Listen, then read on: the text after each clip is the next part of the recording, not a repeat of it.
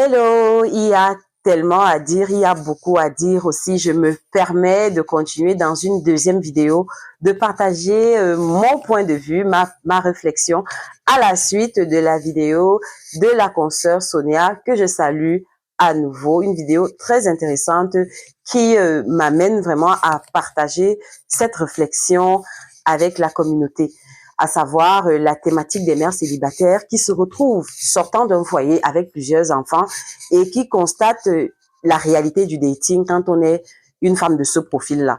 Et donc, je vais continuer à partager ma réflexion en disant effectivement que quand tu sors d'un foyer où tu as mis loin, ou un foyer où tu as fait des enfants, ton type de produit, comme je disais dans ma précédente vidéo, change. Tu n'es plus dans la même catégorie que les femmes qui n'ont pas d'expérience de foyer et qui n'ont pas d'enfants.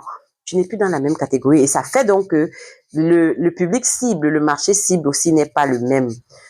Autant un homme va assumer une femme qui a un passé lisse, qui n'a pas d'expérience, qui n'a pas d'enfant, autant maintenant, c'est pas tous les hommes qui peuvent assumer des femmes comme toi et moi, puisque je me définis dans cette catégorie-là.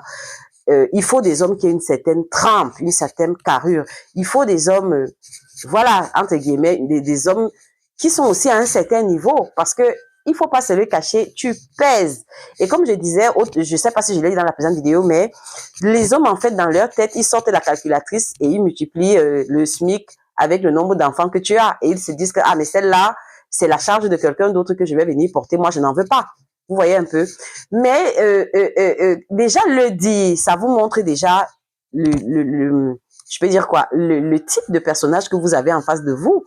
C'est-à-dire que vous n'avez pas en face de vous quelqu'un qui vient véritablement pour quelque chose de sincère. D'accord? Encore que dans les relations d'adultes, la part d'amour, il y a de l'amour, oui, mais il y a aussi quand même la raison qui rentre en jeu.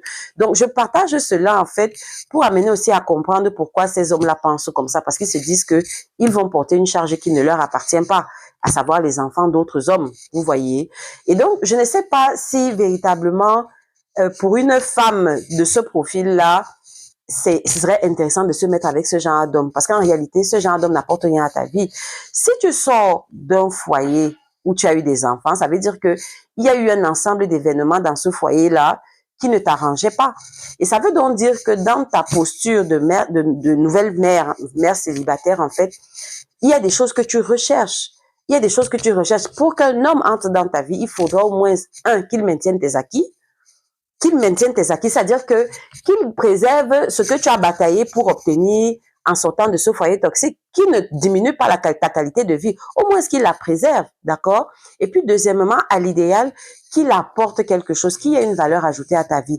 De la même façon que toi aussi, tu sais ce que tu es capable d'apporter à cet homme-là, tu vois? Ça veut dire que il faudrait un minimum, en fait. Et honnêtement, je me positionne vraiment dans celle-là qui pense que ça ne sert à rien de diviser tes standards. Parce que si tu diminues tes standards, parce que tu te dis, il me faut absolument quelqu'un, tu vas retomber dans ce que tu as essayé de fuir. Tu vas retomber dans les mêmes situations de ton ancien foyer. Et qu'est-ce qui aura donc changé? Ça aura donc servi à quoi de quitter ce foyer pour entrer encore dans une autre relation de la même nature ou sinon pire. C'est pour cela que je reviens, j'y réinsiste dans mes dires en disant qu'une mère célibataire, une femme qui sort d'un foyer où elle a eu des enfants, elle a eu plusieurs enfants, moi j'en ai 5, doit changer son paradigme. Ça se passe dans la tête. Elle doit changer son paradigme. Tu ne peux plus être dans la posture d'une jeune femme de 18-19 ans qui attend son prince charmant. C'est faux. Parce que ton prince charmant, Dieu t'a déjà donné ton prince charmant. Ton prince charmant, ce sont ces enfants qui sont en face de toi. Dans cette réalité de ta vie, c'est ton prince charmant. La vie te met dans une configuration de vie où tu es célibataire. Autant ta vie antérieure, tu étais marié, autant actuellement, tu es célibataire. Alors, c'est une configuration de vie à la limite que tu dois te dire, c'est un changement de paradigme. Tu te dis, OK, je vais donc explorer cette nouvelle réalité de vie et je vais donc essayer de faire au mieux dans cette nouvelle réalité de vie. Je vais essayer de découvrir des armes et des outils qui me permettent d'être équilibré, qui me permettent d'être épanoui dans ma nouvelle réalité de vie. Parce que sinon, tu vas te mettre un stress dans ta tête en te disant qu'il me faut absolument quelqu'un, il me faut absolument quelqu'un. Et tu vas oublier tout ce que tu as sous la main. Tu vas oublier ce que la vie t'a donné. Tu vas oublier ton travail. Tu vas oublier même toi-même ce que tu es ta mission de vie. Tu vas oublier ces enfants que la nature t'a confiés. Et donc, tu es prête à brader tout ça pour avoir un homme?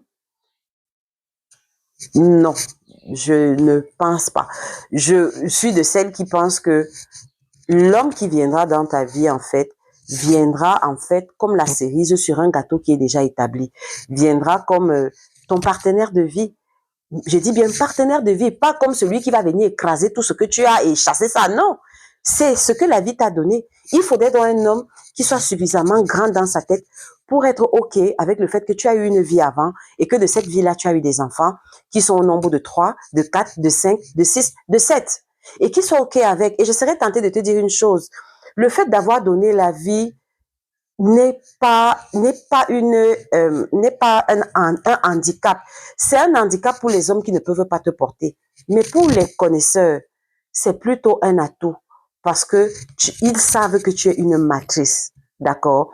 Mais maintenant, ça va prendre un peu de temps pour avoir la bonne personne parce que tu n'es plus la même, parce que tu as changé et parce que tes attentes aussi, tu vois, tes attentes ne sont plus les mêmes. Et donc, par rapport à tout ça, le nombre, le pourcentage d'hommes qui peuvent correspondre à tes standards, c'est pas beaucoup, ça ne court pas les rues. Il y en a pas des tonnes, tu comprends? Excuse-moi de te dire tu. Je m'adresse même pas à Sonia, je partage juste mon point de vue à toute personne qui suivra cette vidéo. Donc, en fait, mon propos, c'est vraiment par rapport, je m'adresse aux mères célibataires, moi me positionnant comme étant une mère célibataire, et je dirais, somme toute, que chaque étape de la vie se vaut d'être vécue. Une femme, par exemple, je prends l'exemple simple, les veuves vont dire quoi? Une femme qui a vécu 20 ans, 40, 30 ans de mariage et qui perd son mari, elle va dire quoi? Elle va se dire que sa vie s'arrête parce qu'elle a perdu son mari. Elle va dire que sa vie n'a pas de sens. Non, c'est une étape de la vie, c'est une configuration de la vie où il faut maintenant trouver les ressources, trouver la force nécessaire pour retrouver un équilibre, retrouver un épanouissement dans cette configuration de vie. Et c'est comme ça que je vois ça. Une femme qui sort d'un foyer, une femme qui sort d'un mariage, une femme qui sort d'un divorce et qui a plusieurs enfants, pour moi, c'est l'occasion, en fait, c'est l'opportunité d'accueillir ça comme une nouvelle expérience de vie et essayer d'explorer cette nouvelle réalité tout en trouvant son épanouissement et son équilibre dans cette nouvelle réalité. Et comme je l'ai dit, les enfants sont quelque chose de fort. C'est ta couronne. C'est-à-dire que, c'est ta couronne. Les enfants sont ta couronne. C'est ta fierté. Tu te vantes de tes enfants. C'est ta fierté. Les enfants, c'est ta fierté. Et les enfants, même justement, sont des garde-fous.